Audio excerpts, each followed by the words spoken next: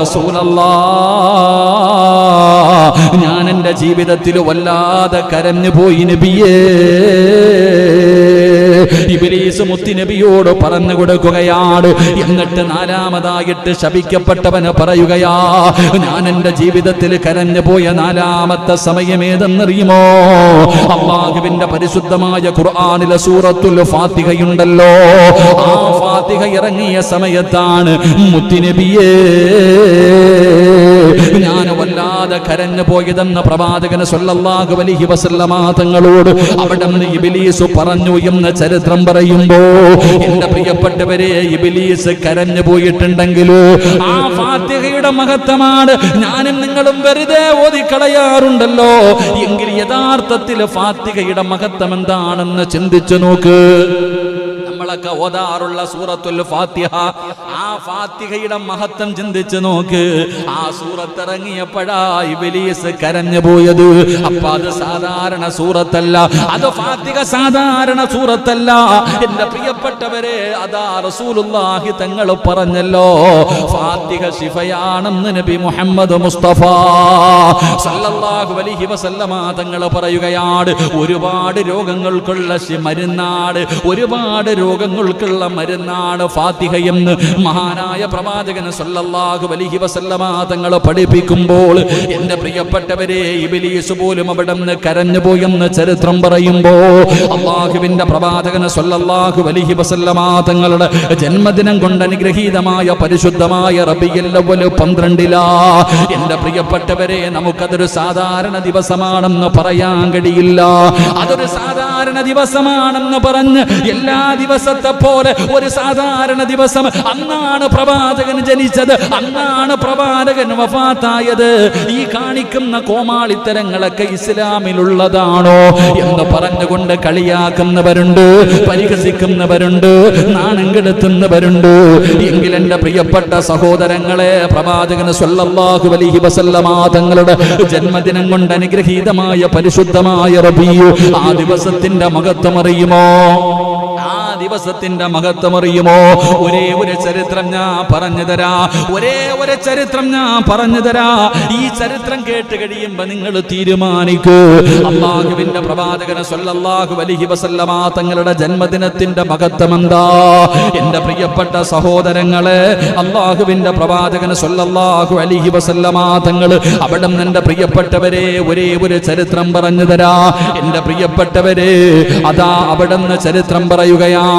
ഒരൊറ്റ ചരിത്രം ഞാൻ പറഞ്ഞു തരാം. അല്ലാഹു പഠിക്കാൻ ഭാഗ്യം നൽകുമാറാകട്ടെ. എന്താ ഒരു മടിയുള്ളത് പോലെ?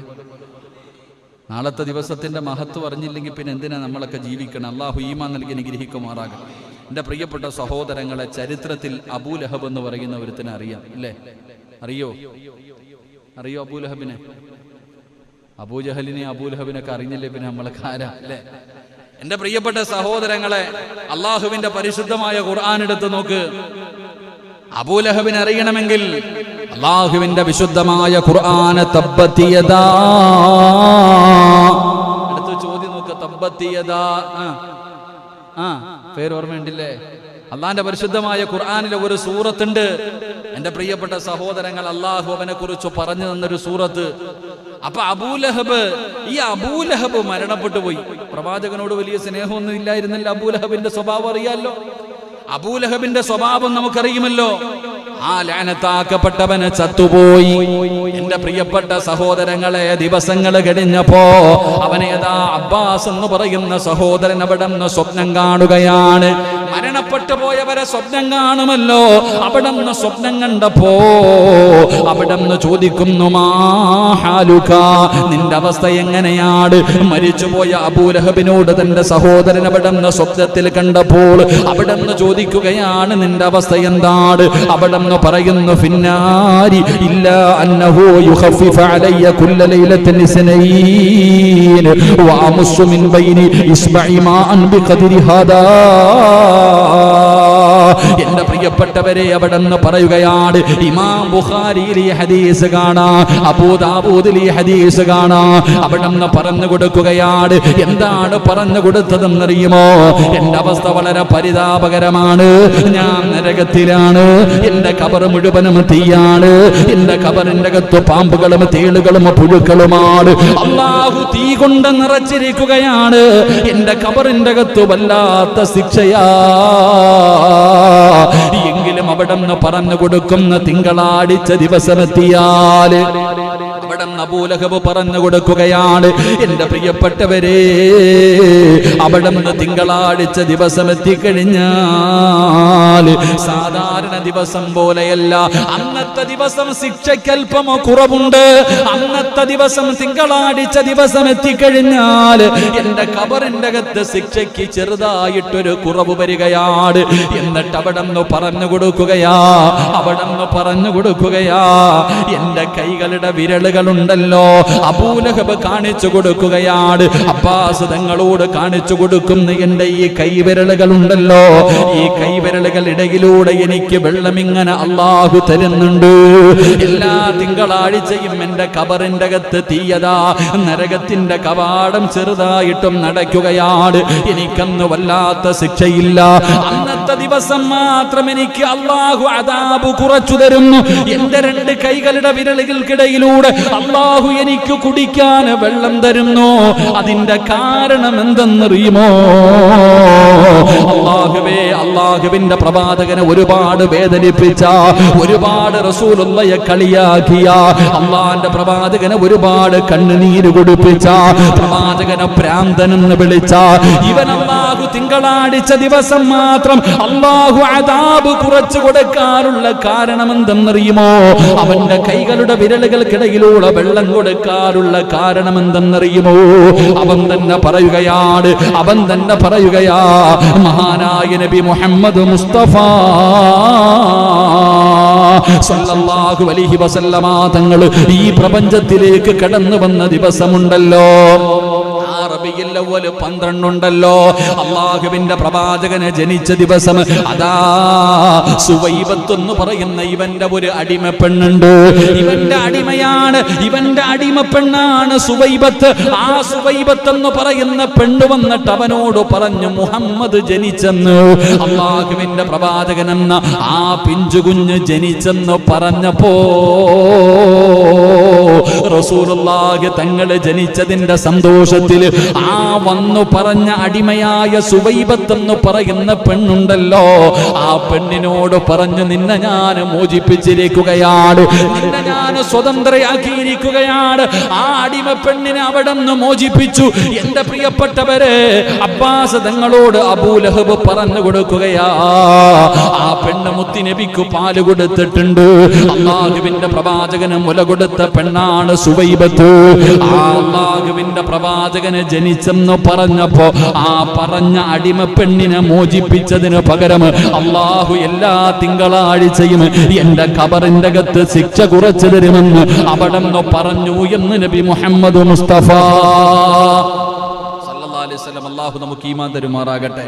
പ്രവാചകൻ സല്ലല്ലാഹു അലൈഹി വസല്ലമ തങ്ങൾ ജനിച്ചു എന്ന് തന്റെ അടിമയായ സുവൈബത്ത് എന്ന് പറയുന്ന പെണ്ണ് വന്നു പറഞ്ഞപ്പോ നബി ജനിച്ച സന്തോഷത്തിൽ ആ പറഞ്ഞ അടിമ പെണ്ണിനോട് പറഞ്ഞു, നിന്നെ ഞാൻ മോചിപ്പിച്ചിരിക്കുന്നു. ആ സന്തോഷത്തിൽ നിന്നെ ഞാൻ മോചിപ്പിച്ചിരിക്കുന്നു എന്ന് മോചിപ്പിച്ചു വിട്ടു. ആ സന്തോഷത്തിൽ മോചിപ്പിച്ചു വിട്ടതിന് പകരം അല്ലാഹു അദാബ് കൊണ്ട് എല്ലാ ദിവസവും അദാബാണെങ്കിലും തിങ്കളാഴ്ച ദിവസം ചെറിയ ഒരു പരിഗണന ഖബറിലുണ്ടെന്ന് അവിടെ നിന്ന് പറഞ്ഞു കൊടുത്തു എന്ന് അബ്ബാസ് തങ്ങൾ നമുക്ക് പഠിപ്പിച്ചു തരുന്നു. അല്ലാഹു ഈമാൻ തരുമാറാകട്ടെ, അല്ലാഹു ഈമാൻ തരുമാറാകട്ടെ. അപ്പൊ ഖുർആൻ പോലും ശപിച്ച അവൻ ഇത്രയും കാരുണ്യമുണ്ടെങ്കിൽ അള്ളാഹുവിന്റെ പ്രവാചകൻ നിസ്കരിച്ച സുജൂദിൽ കിടക്കുമ്പോ കുടൽമാല കൊണ്ടുപോയി പുഴുത്തു നാറിയ ഒട്ടകത്തിന്റെ കുടൽമാല കൊണ്ടുപോയി തലയിലിടടാ എന്ന് ആൾക്കാരോട് പറഞ്ഞു വിട്ട ഇവൻ ഇത്രയും പരിഗണനയുണ്ടെങ്കിൽ ജനിച്ച ഓർമ്മ വെച്ച കാലം മുതൽ ഓർമ്മ വെച്ച കാലം മുതൽ മുത്തുനബിയെ ഹൃദയത്തിന്റെ അകത്ത് കൊണ്ടു നടക്കുന്ന ആ പ്രവാചകന്റെ റബീഉൽ അവ്വൽ കടന്നു വരുമ്പോ ആ പ്രവാചകന്റെ മൗലിദ് പാരായണം ചെയ്യുന്ന ആ പ്രവാചകന്റെ പേര് പറയുമ്പോ സ്വലാത്ത് പറയുന്ന ആ പ്രവാചകന്റെ കരളിന്റെ കഷ്ടമാണെന്ന് പറയുന്ന നമുക്ക് എന്തായിരിക്കും പ്രതിഫലം? അള്ളാഹു നമുക്ക് ഈമാൻ നൽകി അനുഗ്രഹിക്കുമാറാകട്ടെ. അപ്പൊ നമുക്ക് അള്ളാഹു തരുന്ന പ്രതിഫലം എന്തായിരിക്കും? അള്ളാഹു നമുക്ക് ഈമാൻ നൽകി അനുഗ്രഹിക്കുമാറാകട്ടെ. അതുകൊണ്ട് എന്റെ പ്രിയമുള്ള സഹോദരങ്ങളെ, ആ ദിവസത്തിലാണ് ഞാനും നിങ്ങളും ഉള്ളത്. ആ പ്രവാചകന്റെ ജന്മദിനം കൊണ്ട് അനുഗ്രഹീതമായ റബീഉൽ അവ്വൽ 12-ലാണ് നമ്മളുള്ളത്. എന്റെ പ്രിയപ്പെട്ടവരെ, അവിടെ നിന്ന് ചരിത്രത്തിൽ കാണാം, മഹാനായ ഹസൻ ബസ്രി റളിയല്ലാഹു തആല അൻഹു ഒരുപാട് ഗ്രന്ഥങ്ങൾ എഴുതിയ മഹാന. ആ ഗ്രന്ഥങ്ങൾ എഴുതിയ ഹസൻ ബസ്രി റളിയല്ലാഹു തആല അൻഹു പറയുന്നു, ഫഅൻഫഖതുഹു അലാ ഖിറാഅത്തി മൗലിദിൻ നബി സ്വല്ലല്ലാഹു അലൈഹി വസല്ലം. മഹാനവറുകൾ പറയുകയാണ്, ഉഹദ് മലയോളം സ്വർണം അല്ലാഹു എനിക്ക് നൽകിയാലും, ഉഹദ് മലയോളം സ്വർണം അല്ലാഹു എനിക്ക് നൽകിയാലും അത് മുത്തുനബിയുടെ മധു പറയുന്നതിന് വേണ്ടി ചെലവഴിക്കാൻ എനിക്ക് വല്ലാത്ത സന്തോഷമാണെന്ന് മഹാനായ ഹസൻ ബസ്രി തങ്ങൾ പറയുകയാ.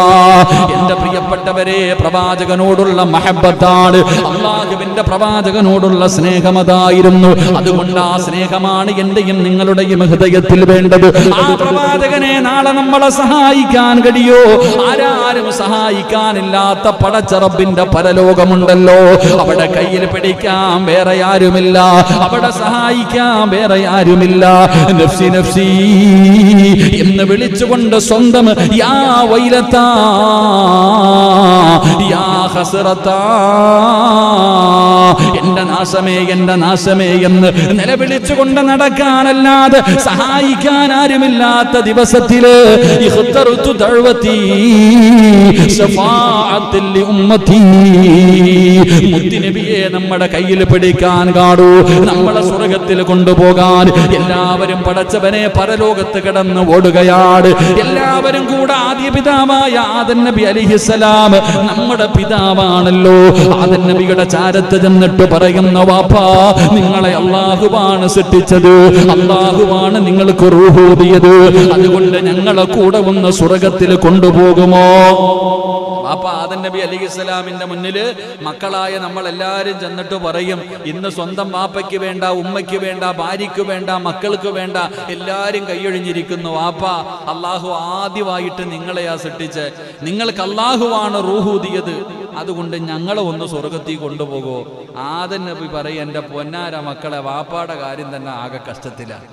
ഇന്നത്തെ ദിവസം ഞാൻ എന്ത് പറയുമെന്ന് എനിക്കറിയില്ല. കാരണം യാ ആദം ഉസ്കുൻ അൻത വസൗജുകൽ ജന്ന വകുലാ മിൻഹാ റഗദൻ ഹൈസു ശിഅതുമാ വലാ തഖറബ ഹാദിഹി ഷജറ ഫതകൂനാ മിനൽ ളാലിമീൻ. ചരിത്രം അറിയല്ലോ. സ്വർഗ്ഗത്തിൽ നിന്ന് പഴം തിന്ന വിഷയത്തിൽ അല്ലാഹു ഇന്ന് എന്നോട് ചോദിക്കുമ്പോൾ എന്തു പറയണമെന്ന് എനിക്ക് തന്നെ അറിയത്തില്ല. അതുകൊണ്ട് 950 വർഷക്കാലം ദഅവത്ത് നടത്തിയ നബിയാണ് നൂഹ് നബി അലൈഹിസ്സലാം. പോയി നോക്ക്. എല്ലാവരും കൂടെ നൂഹ് നബി അലൈഹിസ്സലാമിന്റെ ചാരത്തിലും നൂഹ് നബി പറയും, എന്റെ പൊന്നാര ചങ്ങായിമാരെ, എന്റെ കാര്യം വളരെ പ്രയാസത്തില. എന്റെ മോൻ വെള്ളത്തിന്റെ അകത്ത് മുങ്ങിച്ചാവുന്ന സമയം ഞാൻ ചോദിക്കാൻ പാടില്ലാത്ത ഒരു ചോദ്യം പടച്ചറബിനോട് ചോദിച്ചു പോയി.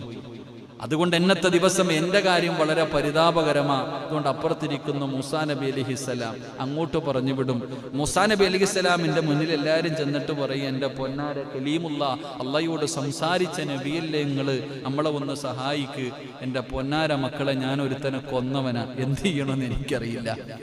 ഞാനൊരാളെ കൊന്ന പ്രവാചകനാ. അതുകൊണ്ട് നിങ്ങൾ അടുത്തടുത്തേക്ക് ഇങ്ങനെ ഓരോ പ്രവാചകന്മാരുടെ പടുക്കലേക്ക് പോയി അവസാനം ഈസാ നബി വരെ എത്തി. അവസാനം എല്ലാവരും കൈയൊഴിയുമ്പോൾ നമ്മളെ കൊണ്ടുപോകാൻ ആകെയുള്ള പ്രവാചകൻ മഹാനായ നബി മുഹമ്മദ് മുസ്തഫ സല്ലല്ലാഹു അലൈഹി വസല്ലമ തങ്ങൾ. ആ പ്രവാചകനെ നമ്മളെ കൊണ്ടുപോകാൻ കഴിയൂ. ആ പ്രവാചകൻ അല്ലാഹു ശഫാഅത്ത് ചെയ്യാനുള്ള അവസരം കൊടുക്കുമ്പോ ആ മുത്തുനബിയുടെ കയ്യിൽ പിടിച്ച് സ്വർഗ്ഗത്തിൽ പോകണം. അല്ലാഹു അതിനുള്ള ഭാഗ്യം നൽകി അനുഗ്രഹിക്കുമാറാകട്ടെ. ആ മുത്തുനബിയുടെ കയ്യിൽ നിന്ന് ഹൗദുൽ കൗസറിലെ വെള്ളം വാങ്ങിച്ചു കുടിക്കാൻ കരുണക്കടലായ പടച്ചുറപ്പ് നമുക്ക് ഭാഗ്യം നൽകുമാറാകട്ടെ. അതുകൊണ്ട് എന്റെ പ്രിയമുള്ള സഹോദരങ്ങളെ, അല്ലാഹുവിന്റെ പ്രവാചകൻ സല്ലല്ലാഹു അലൈഹി വസല്ലം വസല്ലമ തങ്ങൾ ലോകത്തിന്റെ നേതാവ് അവിടെന്ന് പറയുകയാണ്. അതാ ഒന്നാമതായി കടന്നു വന്ന സഹാബിയെ നോക്കിയിട്ട് അല്ലാഹുവിന്റെ പ്രവാചകൻ അവിടെന്ന് പറഞ്ഞു, അബ്ശിറൂ ബിൽ ജന്ന, അബൂബക്കറെ നീ സ്വർഗ്ഗത്തിലാണ്. ഉമർ ഇബ്നുൽ ഖത്താബ് തങ്ങളോട് പറയുകയാണ്, ഉമർ ഫിൽ ജന്ന, ഉമർ സ്വർഗ്ഗത്തിലാണ്. എന്നിട്ട് പറയുന്നു, ഉസ്മാനും ഫിൽ ജന്ന,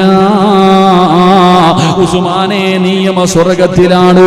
എന്നിട്ട് നാലാമതായിട്ട് അല്ലാഹുവിന്റെ പ്രവാചകന് പറഞ്ഞതാരോടാണ്? അബൂബക്കർ സിദ്ദീഖ് തങ്ങളുടെ ചരിത്രം പഠിച്ചവരെ, ഉമർ ഇബ്നുൽ ഖത്താബ് തങ്ങളുടെ ചരിത്രം പഠിച്ചവരെ, ഉസ്മാൻ തങ്ങളുടെ ചരിത്രം പഠിച്ചവരെ.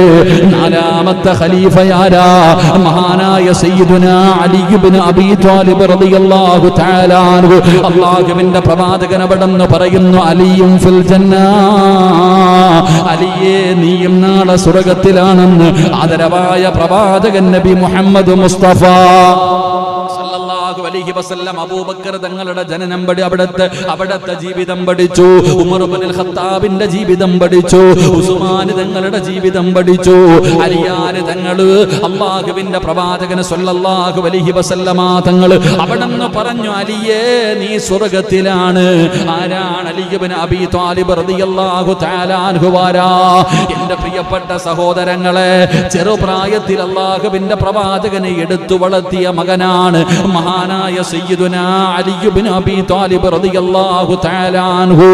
ചെറുപ്പം മുതലേ പ്രവാചകന്റെ വീടിന്റെ അകത്ത് വളർന്ന ചെറുപ്പക്കാരനാ. എന്റെ പ്രിയപ്പെട്ടവരെ, ആരാ?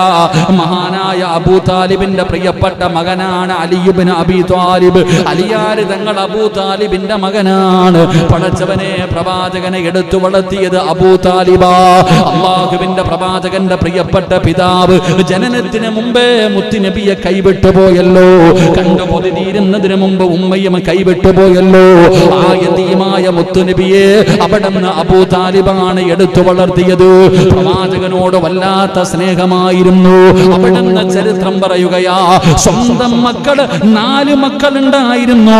അബൂ താലിബിന് അല്ലാഹുവേ സ്വന്തം മക്കളെക്കാളും സ്നേഹം അല്ലാഹുവിന്റെ റസൂലിനോടാ. സ്വന്തം മക്കളെക്കാളും സ്നേഹം അബൂ താലിബിന് മഹാനായ നബി മുഹമ്മദ് മുസ്തഫ സല്ലല്ലാഹു അലൈഹി വസല്ലം. പ്രവാചകനെ എടുത്തു വളർത്തി. കാരണം വാപ്പയും പോയി ഉമ്മയും പോയി ആരുമില്ലാതെ വന്നപ്പോ അബൂ താലിബാണ് അവിടെ നിന്ന് എടുത്തു വളർത്തിയത്. അവിടെ നിന്ന് ചരിത്രം പറയുന്നു, അബൂ താലിബിന്റെ ചുമലിൽ പ്രവാചകൻ സല്ലല്ലാഹു അലൈഹി വസല്ലമ തങ്ങൾ എപ്പോ പോയാലും മക്കളെ കയറ്റിയില്ലെങ്കിലും മുത്തുനബിയെ കയറ്റും. സ്വന്തം മക്കളെ ചുമലിൽ കയറ്റി ഇരുത്തിയില്ലെങ്കിലും റസൂലുള്ളാഹി തങ്ങളെ എപ്പോഴും ചുമലിൽ കയറ്റിയിട്ടാ നടക്കാറ്. തഴമുണ്ടായിരുന്നു എന്ന് ചരിത്രം പഠിപ്പിക്കുന്നു.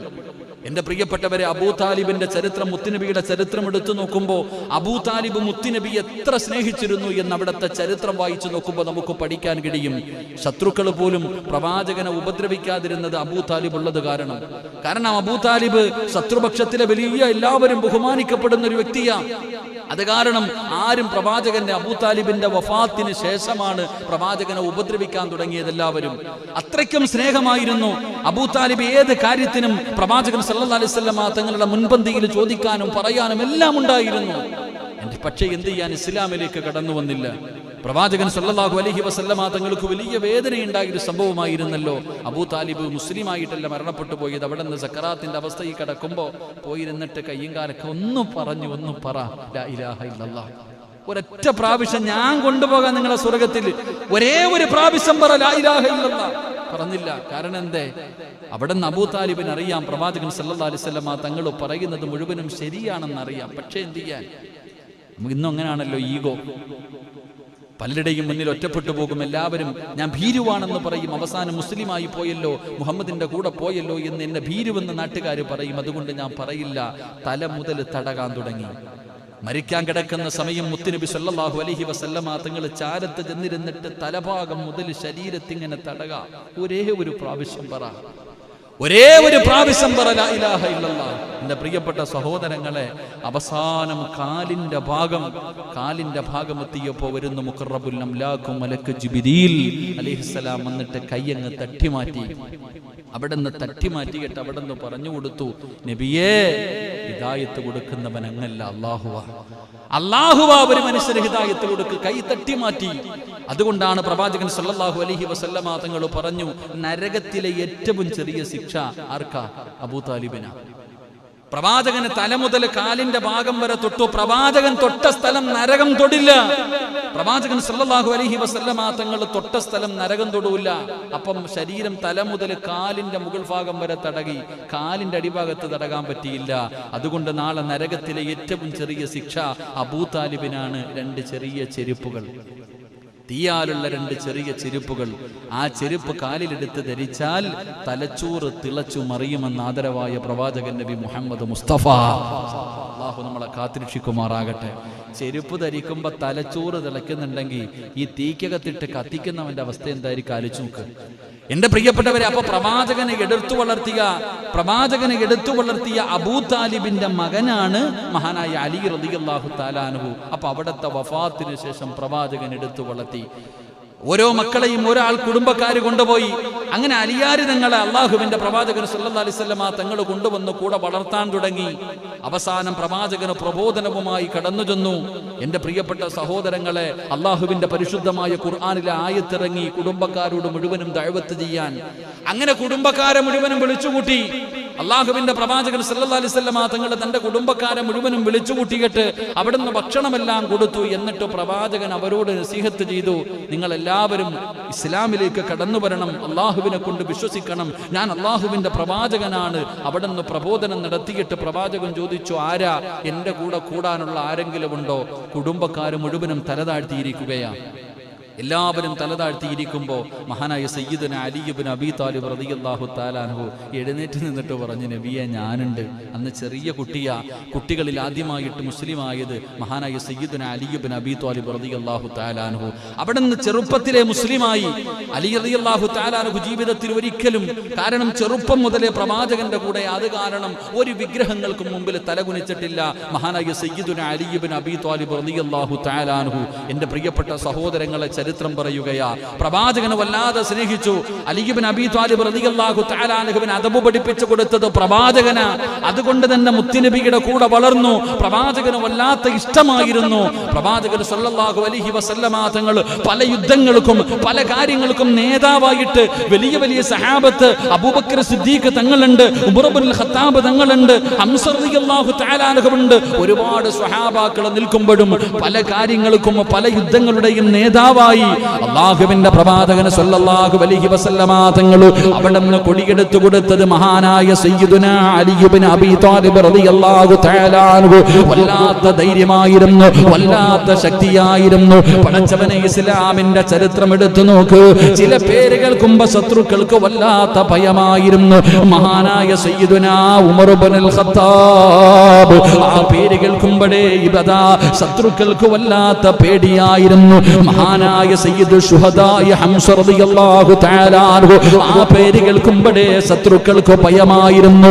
അതുപോലെ മഹാനായ സയ്യിദുനാ അലി ഇബ്നു അബീ ത്വാലിബ് റളിയല്ലാഹു തആല അൻഹു, മഹാനായ ഖാലിദ് ഇബ്നു വലീദ് റളിയല്ലാഹു തആല അൻഹു, ഈ പേരുകൾ കേൾക്കുന്നത് ശത്രുക്കൾക്ക് വല്ലാത്ത പേടിയായിരുന്നു. എന്റെ പ്രിയപ്പെട്ട സഹോദരങ്ങളെ, ഖൈബറിന്റെ ചരിത്രം എടുത്തു നോക്കൂ. മഹാനായ അലി ഇബ്നു അബീ ത്വാലിബ് റളിയല്ലാഹു തആല അൻഹുവിന്റെ ശക്തി അറിയണമെങ്കിൽ അതാ ചരിത്രങ്ങൾ പറയുകയാണ്, 70 സഹാബികൾ പൊക്കിയാൽ പൊങ്ങാത്ത കവാടമാണ്. ഖൈബറിന്റെ യുദ്ധമൊക്കെ എടുത്തു നോക്ക്. 70 സഹാബത്ത് ഒരുമിച്ച് പൊക്കിയാൽ പോലും പൊങ്ങാത്ത എന്റെ പ്രിയപ്പെട്ടവരെ കവാടമാണ് മഹാനായ സയ്യിദുനാ അലി ഇബ്നു അബീ ത്വാലിബ് റളിയല്ലാഹു തആല അൻഹു പരിചയായിട്ട് ഒറ്റയ്ക്ക് പിടിച്ചുകൊണ്ടിരുന്നത് എന്ന് ചരിത്രം പഠിപ്പിക്കുന്നു. അല്ലാഹു നമുക്ക് ഈമാൻ നൽകി അനുഗ്രഹിക്കുമാറാകട്ടെ.